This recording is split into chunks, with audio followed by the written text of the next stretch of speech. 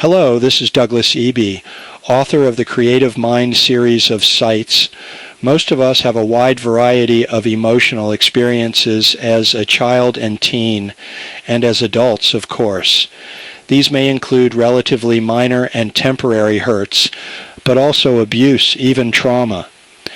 And these experiences can endure, especially when not addressed or healed, deeply impacting our lives and access to our creativity.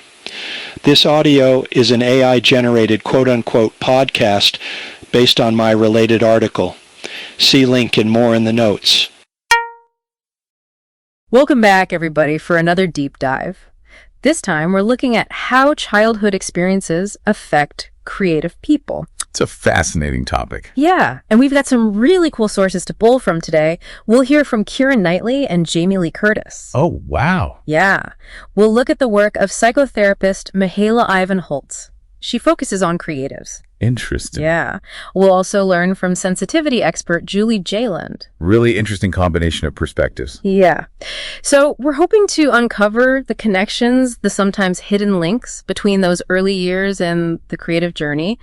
And you never know, this might give you some insights into your own path. Absolutely. So let's get started with Keira Knightley.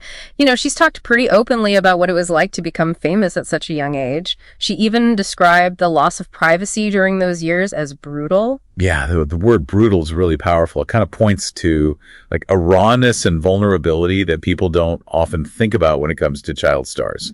And I think it underscores that tension between the obvious benefits of early success, like career advancement and financial stability, and the potential cost to personal development. Right. It makes you wonder, how do you prepare a child for that kind of pressure? That's a great question. And what support systems did they need to stay healthy?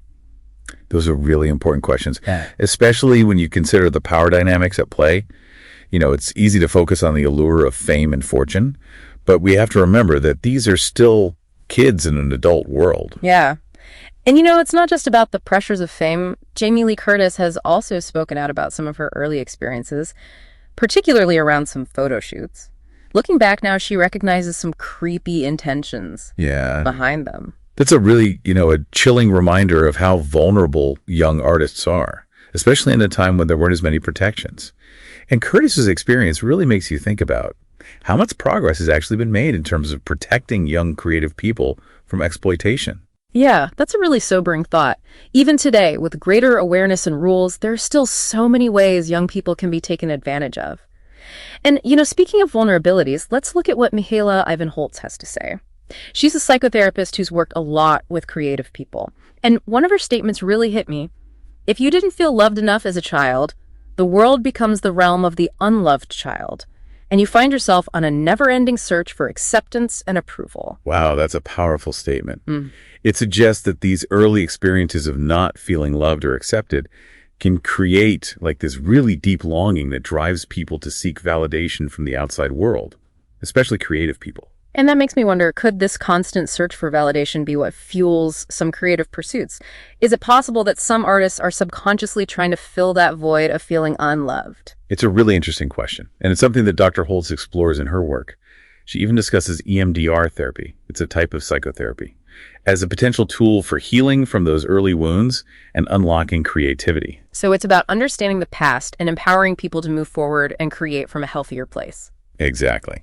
And Dr. Holtz also makes a distinction between child actors whose careers were driven by a genuine sense of self-discovery and those whose careers were basically controlled by other people, often for their own benefit. That raises an interesting question for our listeners.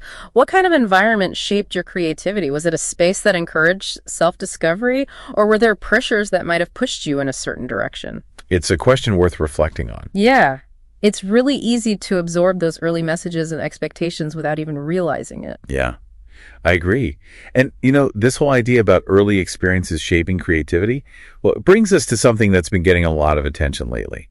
Adverse childhood experiences, ACEs. Oh, yeah. Our sources mention the link between these experiences and all kinds of health issues like mental health challenges and chronic illnesses. Yeah, it's fascinating but complex. Oh, right? absolutely. Yeah. You can't just say it's cause and effect.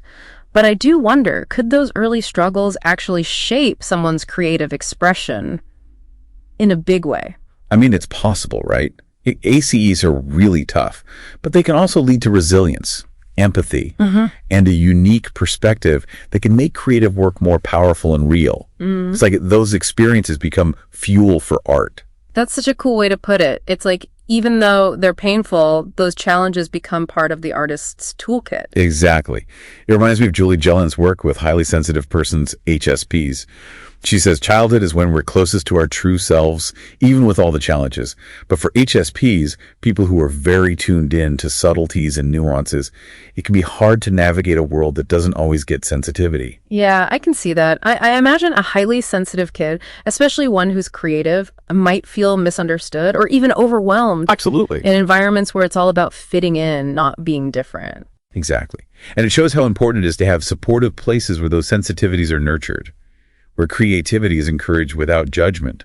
It's about helping those kids understand that being sensitive is a gift, not a weakness. Oh, for sure. And that brings to mind something that one of our sources pointed out. It's a quote by psychologist William James. "The deepest principle in human nature is the craving to be appreciated." I thought about Ben Kingsley's story right away. Oh, yes. His story about his parents not being supportive of his acting is so touching. The way he describes wanting their approval, that validation, really shows how deep that human need is. It makes you wonder, could that unmet need for appreciation be a driving force for some people who are creative? Like, are they subconsciously trying to get the recognition and approval they missed out on earlier? That's a really interesting idea.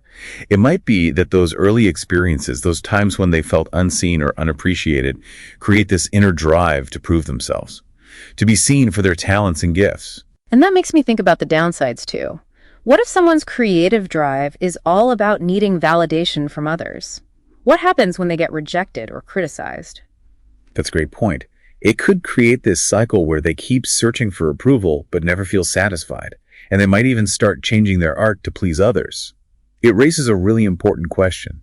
How can creatives, especially those who might have had those unmet needs early on, build a stronger sense of self-worth that doesn't depend on what others think? It seems like that's the ultimate goal, isn't it? Creating from a place of inner fulfillment, instead of always needing approval from the outside world.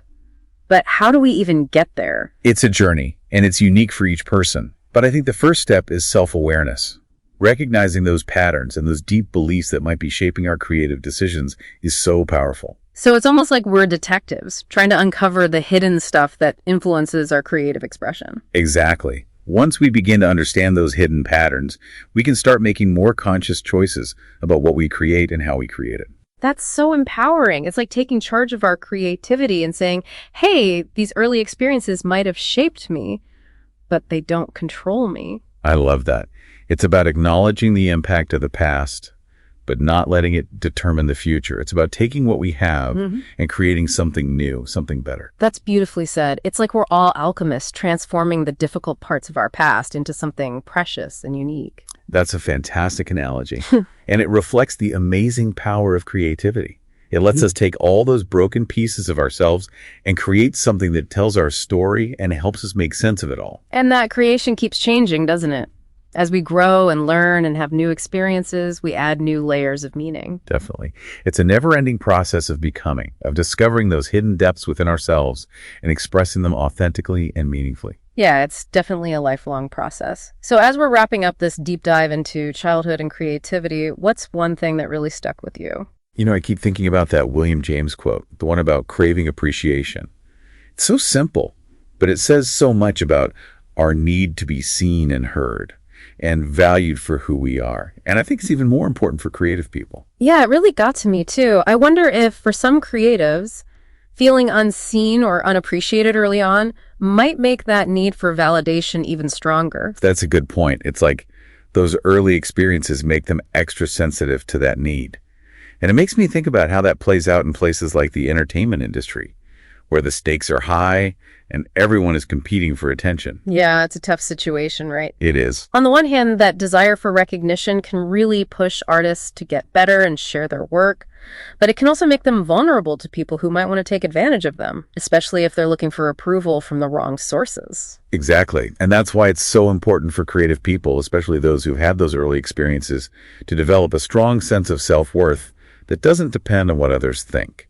It reminds me of something we talked about before, creating from a place of wholeness, not from a place of feeling like something's missing. It's like switching the focus from needing approval to expressing something real from inside yourself. Exactly. And that's where therapy can help.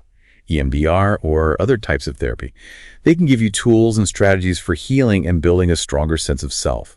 It's about recognizing the patterns and beliefs that might be holding you back and finding ways to change the story. It's about taking back your power, your voice, and using it to create something beautiful and meaningful. And maybe by sharing our stories and our vulnerabilities, we can encourage others to do the same. That's a powerful thought. And it brings us back to the idea of connection and belonging. Those are basic human needs. Maybe by understanding how our childhood shape our creative journeys, we can create a more supportive and caring space for artists to flourish. So, to everyone listening, as we wrap up, we want to leave you with this. Thinking about everything we've explored today, how can you see your own creative journey differently?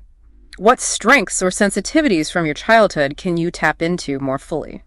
Remember, those early experiences might have shaped you, but they don't define you. You get to choose how they affect your creative path. Embrace your story, the good and the bad, your strengths and your vulnerabilities. It's a journey of discovering yourself. Keep exploring. You never know what amazing things you'll find. Until next time, keep diving deep. Thanks for listening. See the Creative Mind post for this podcast episode with links to resources and other material.